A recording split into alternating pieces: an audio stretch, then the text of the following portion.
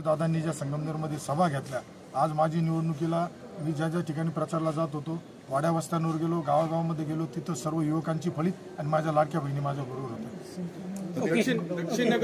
दक्षिण नगर जिल्ह्यातील जो पराभव होता सुजय यांचा, त्याचा तुम्ही बदला घेतला असं वाटतं का? कारण थोरातांची यंत्रणा लंकेसाठी नाही, हा बदला मी नाही घेतला. हा बदला संगमनेरच्या तमाम जनतेने घेतला, जिल्ह्यातील माझ्या हितचिंतकांनी घेतला, कारण त्यांना विकासाकडे जायचं होतं. आज संगमनेरमध्ये मी उमेदवारी माझी जाहीर झाल्यानंतर, मी फॉर्म भरल्यानंतर माझ्या विरोधात 4 खासदार आले, 2 माजी मुख्यमंत्र्यांची मुलं माझ्या विरोधात आले.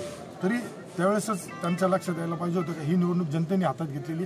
आणि वाड्या वस्त्यावर मी प्रत्येक ठिकाणी पोहोचलेलो असताना मला बी असं जाणवलं की या तालुक्याचा 40 वर्षाचा लोकप्रतिनिधी तिथं पोहोचला नव्हता.